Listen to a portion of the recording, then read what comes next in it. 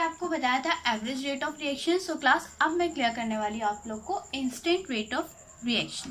Class instant rate of reaction से हम क्या जानते हैं? What is instant rate of reaction? देखिए, हमारी कंसंट्रेशन में जो चेंज हो रहा होता है उसके रिएक्टेंट से प्रोडक्ट बनने में और प्रोडक्ट से रिएक्टेंट बनने में जो उसमें इंस्टेंट ऑफ टाइम लगता है उसी को हम बोलते हैं इंस्टेंटेनियस रिएक्शन। उसी को हम क्या बोलेंगे class? Instantaneous reaction. Instantaneous rate of reaction.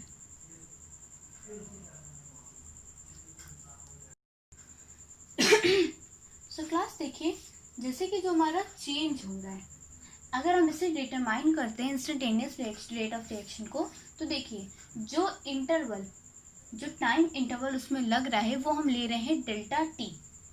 वो टाइम हम क्या ले रहे हैं? Delta T.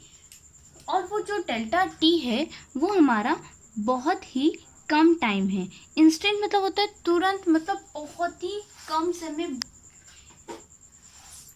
जैसे कि बहुत ही कम समय, एट लीस्ट का वर्ड जहाँ पर आ जाए कि इससे कम और कुछ नहीं, तो वहीं पर हम डेल्टा टी यूज करते हैं। Should be as small possible so that there is the least possible value change in the rate of reaction over that interval time.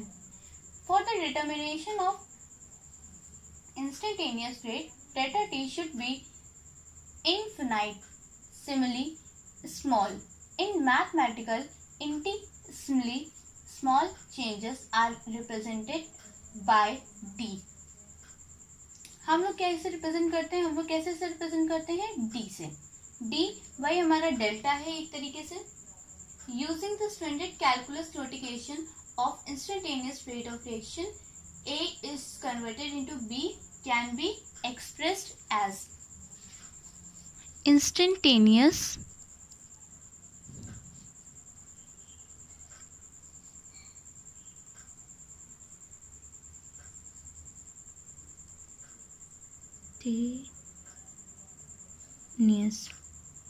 rate is equal to average rate.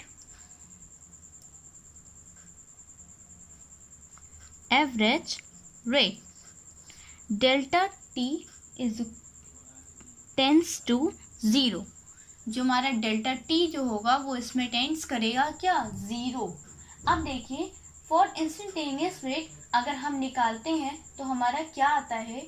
जैसे हमारा आएगा instantaneous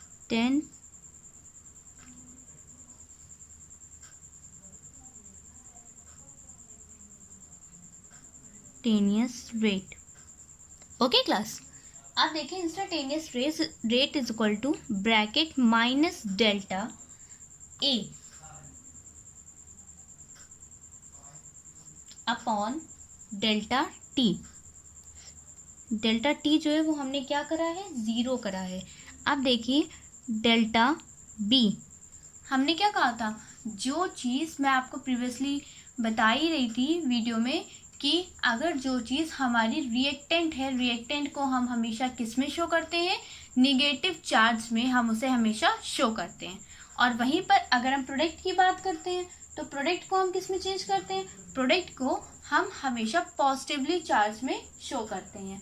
सो देखिए, हमने इसे negative change किया है, negative sign में किया हुआ है। क्यों? क्योंकि ये क्या है? हमारा रिएक्टेंट है। वहीं पर हमारा जो बी है वो हमारा क्या है? वो हमारा है प्रोडक्ट। तो हम इसे डिनोट करेंगे पॉजिटिव साइन से। हमने इसे किस चीज से डिनोट कर दिया? पॉजिटिव साइन से। अब देखिए, वहीं पर मैं जो डी का यूज कर रही थी वो देखिए, for instantaneous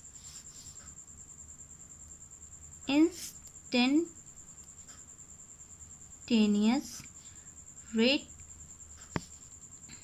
is equal to d A over dt is equal to dB over dt।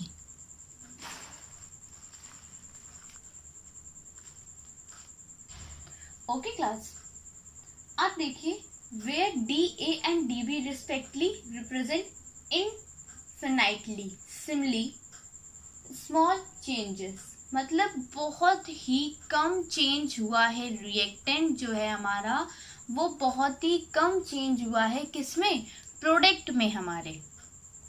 D हमें डिनोट कराता है कि हमारा जो रिएक्टेंट है, कोई भी चीज़ हो, फिर वो टाइम हो या किसी चीज़ की कंसंट्रेशन हो, वो टाइम हो या किसी चीज़ की कंसंट्रेशन हो, वो हमें ये डिनोट कराता है कि कोई हमें कितना टाइम ले रहा है इस चीज़ को कन्वर्ट करने में। ठीक है, आप देखिए वहीं पर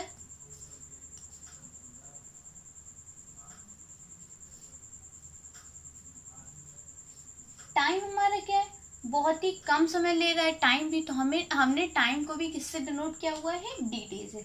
अब देखिए अगर हम अपनी रिएक्शन की बात करें तो यहाँ पर हमारी रिएक्शन जो बनती है वो हमारी रिएक्शन होती है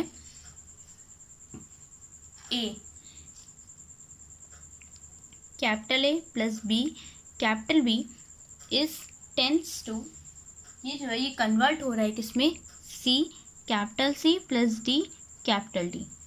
देखिए क्लास, यहाँ पर जो मैं A small B small C small D का यूज़ कर रही हूँ, ये हमें डिनोट कराता है वैल्यूज़ को, ये हमें डिनोट कराता है वैल्यू को, कि जैसे इसका 1 मोल है, इसका 2 मोल है, 3 मोल है, 4 मोल है, 5 मोल है, कोई भी मोल्स हो, कितने मोल्स में वो ले रहा है, वो हमें ए बी सी डी यहाँ पर हमने इसलिए यूज़ किया हुआ है।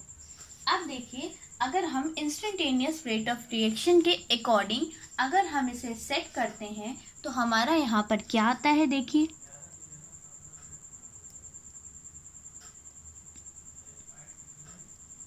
Instantaneous rate is equal to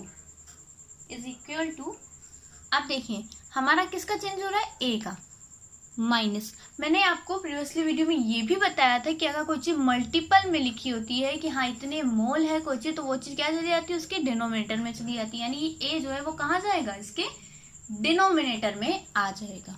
तो हम लिख देंगे 1/a। ठीक है क्लास, चेंज किसका हो रहा है, ए का, dA/dt, टाइम जो हमारा लग रहा है इसमें इज इक्वल टू, मैंने क्या बताया था आपको कि हर चीज़ों को हम इक्वल में सेट करते हैं। बी भी हमारा जो है वो क्या हो रहा है, वो हमारा रिएक्टेंट है, तो हमारा हो गया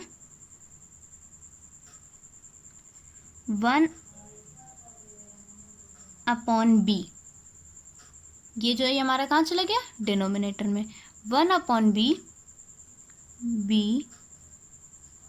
dB/dt।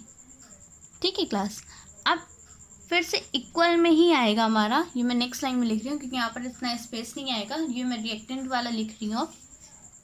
माइनस नहीं, हमारा क्या होगा, पॉजिटिव साइन होगा, 1/c dC/dt is equal to 1/d d/dt। हम इसे इस तरीके से लिखेंगे। अब जैसे मैंने ए बी के फॉर्म में मैंने आपको बताया, मैं क्या करती हूँ एग्जांपल ले लेती हूँ जिससे आपको पूरा क्लैरिफाई हो जाएगा कि हाँ हम इसे किस तरीके से डिनोट कर रहे हैं। ओके,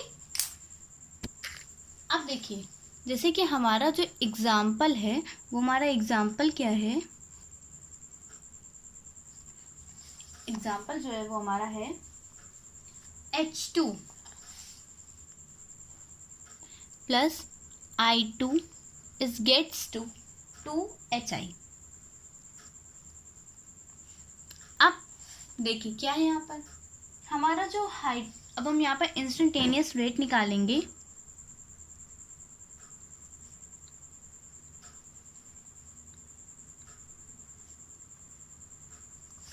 वो हमारी क्या होगी, हाइड्रोजन के कितने मोल्स है, 1 मोल है, तो हमने क्या लिखा है यहाँ पर DH2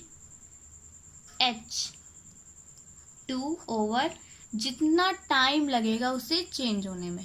ठीक है, अब देखिए ये हमारा क्या है, रिएक्टेंट। मैंने क्या कहा था, रिएक्टेंट हमेशा हम लोग नेगेटिव में लिखते हैं, मैंने यहाँ नेगेटिव का साइन लगा दिया। फिर जो है equal Di2 over dt। Iodine जो है वो कन्वर्ट हो रहा है, यानी ये भी हमारा रिएक्टेंट है। अब जो हमारा कन्वर्ट हुआ है 2Hi आया है, हम लोग क्या लिखेंगे, पहले 1/2 मल्टीपल में है, क्या चला जाएगा, डिवाइड में हो जाएगा, DHI ओवर dt हमारा यहाँ पर ये आ जाता है। अब देखा क्लास, आपने कितना easily instantaneous rate of reaction को सॉल्व कर लिया। वहीं पर मैं एक एग्जांपल ले लेती हूँ इंस्टेंटेनियस रेट ऑफ रिएक्शन को निकालने के लिए, कि हम लोग इंस्टेंटेनियस रेट ऑफ रिएक्शन को हम लोग किस तरीके से निकालेंगे। जैसे कि मैंने एक प्रीवियसली एग्जांपल लिया हुआ था, वो हमारा क्या था, 4NH3 प्लस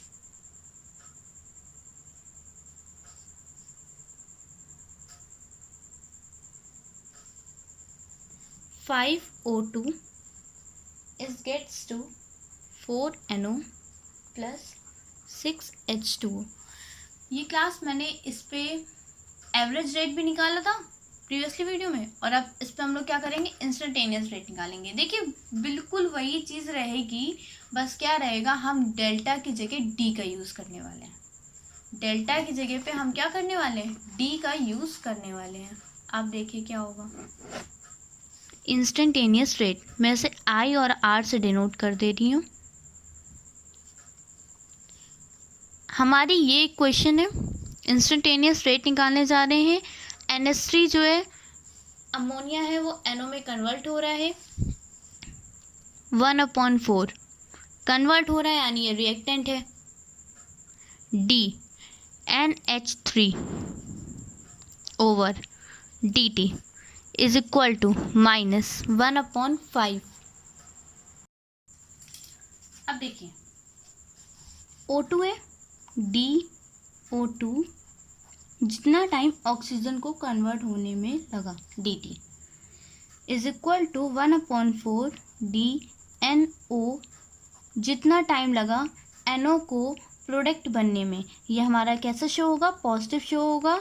क्यों, क्योंकि हमारा प्रोडक्ट है, ये हमारा कम नहीं हो रहा है, ये हमारा ज़्यादा हो रहा है। ज़्यादा चीज़ों को हम किससे डिनोट करते हैं, हमेशा पॉजिटिव साइन से, और कम वाली चीज़ों को नेगेटिव साइन से। ओके, फिर क्या है, is equal to 1/6 DH2O dt, इसे हम इस तरीके से डिनोट कर देंगे।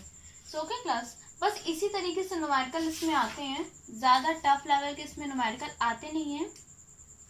सो आज जो हमारा नेक्स्ट टॉपिक होगा वो है dependence of reaction rate on concentration of reactants.